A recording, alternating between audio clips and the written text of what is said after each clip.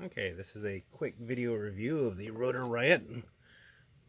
Not going to be any gaming shown here because it just isn't working for me tonight.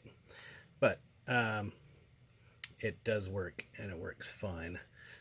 This is your standard Microsoft controller, and this is the Rotor Riot with a phone on top of it.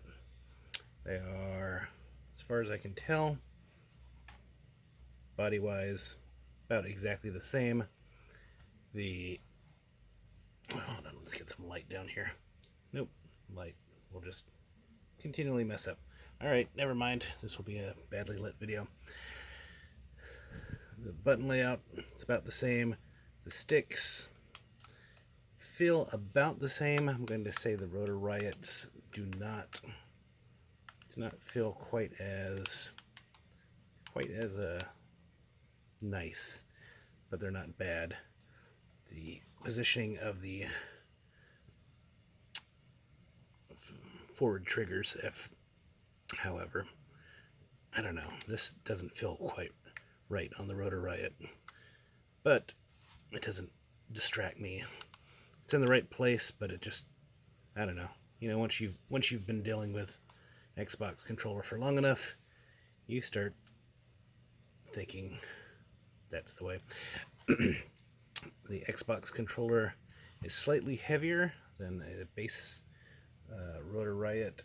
At least it feels like it to me. But when you add this phone on, it becomes pretty darn weird. This isn't heavy, but all the weight is going forward. It's like you're being pulled. Well, you are being pulled by the weight of your phone.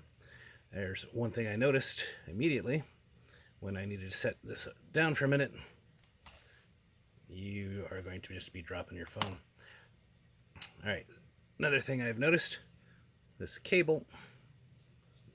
I have got no good way to completely wrap it up so that it disappears yet.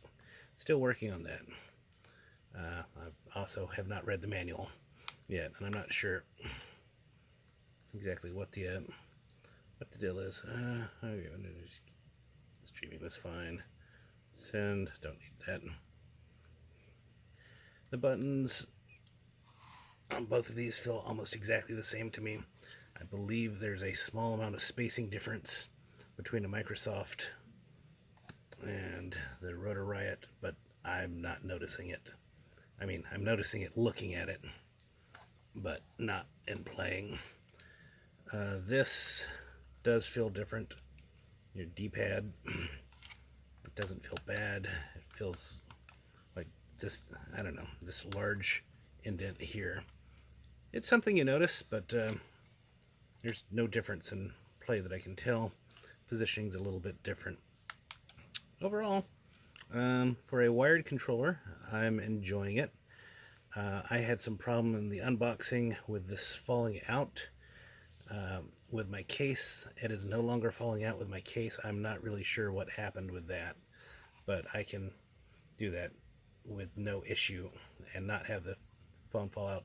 When I did the unboxing, it just fell out constantly. No clue on that. I haven't done anything. Thing works fine. Yeah, I am still playing around with it, but as a controller, I can't find any problems with this other than I really don't like the chord management is this. And one of the things that I noticed when I tried doing chord management, if you try this yourself, make sure to put the phone in first, because if the phone's down here, this whole thing stretches up because this is on the moving part. So once it comes back down, you're going to have some issues. Overall, it is a very nice controller. I don't have any major issues with anything other than I don't like the chord placement.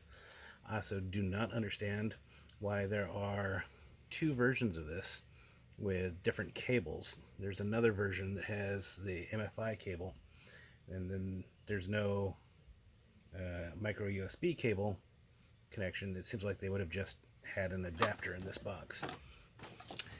Anyway, overall, Rotor Riot, it works. It's fairly hefty feeling. It is not as hefty feeling as, say, this. This I feel I could hit somebody over the head with repeated times before it broke. Rotor Riot, I'd say a good whack or two, and then it feels like less sturdy. Sounds the same. I don't know. Probably because this has batteries, rotors, vibration ability. I don't think that this has vibration ability because I never felt anything when I was playing a game, and it also doesn't have batteries as far as I can tell. But anyway, that is that. That's the Rotor Riot.